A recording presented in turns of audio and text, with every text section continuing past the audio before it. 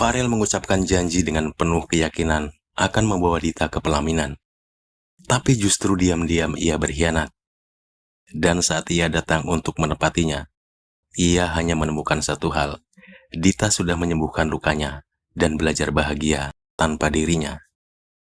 Di sebuah kota kecil, hiduplah dua remaja yang saling jatuh cinta sejak masa SMA. Farel dan Dita. Cinta mereka sederhana, dimulai dari tatapan di ruang kelas, berlanjut pada pesan-pesan singkat yang tak pernah terasa cukup, hingga akhirnya tumbuh menjadi kebiasaan yang tak terpisahkan. Setiap sore, setelah usai sekolah, mereka ke kafe kecil yang selalu menjadi milik mereka berdua. Di sana mereka berbagi mimpi.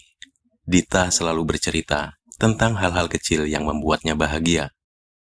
Sementara Farel lebih sering mendengarkannya. Sesekali tersenyum, seolah dunia sudah cukup selama Dita ada di sisinya. Hari-hari itu terasa abadi. Hingga suatu sore, saat senja jatuh lebih indah dari biasanya, Farel menggenggam tangan Dita.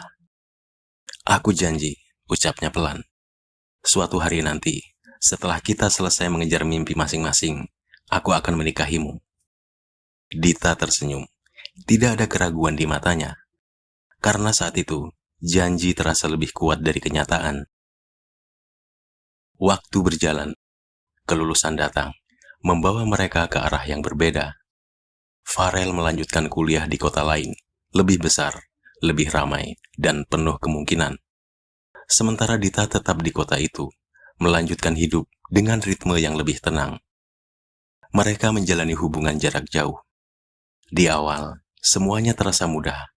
Pesan-pesan panjang, panggilan larut malam, tawa yang tetap terasa meski terpisah jarak. Namun perlahan, sesuatu berubah. Farel mulai sibuk, balasannya semakin singkat, waktunya semakin terbatas.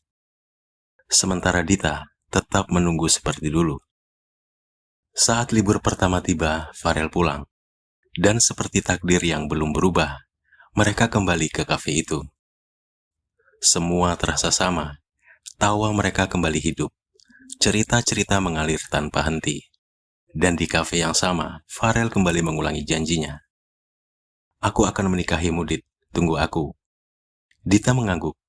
Ia masih percaya. Namun di kota yang jauh dari itu, kehidupan Farel berubah lebih cepat dari yang ia sadari.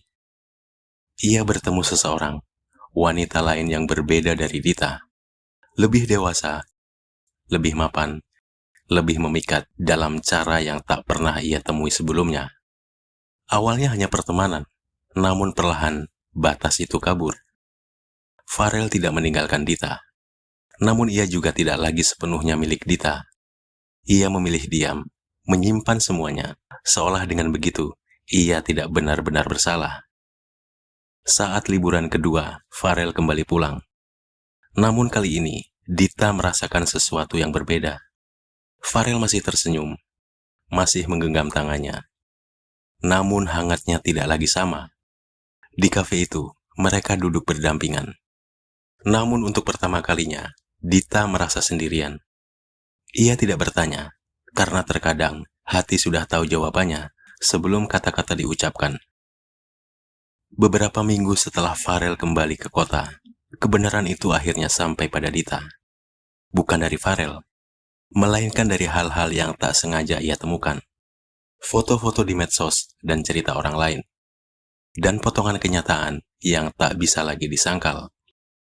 Dunia Dita runtuh dalam diam. Ia tidak berteriak, tidak memohon penjelasan. Ia hanya menangis, sendirian. Karena hal yang paling menyakitkan bukanlah kehilangan seseorang, melainkan menyadari bahwa janji yang selama ini ia jaga tidak pernah dijaga oleh orang yang sama.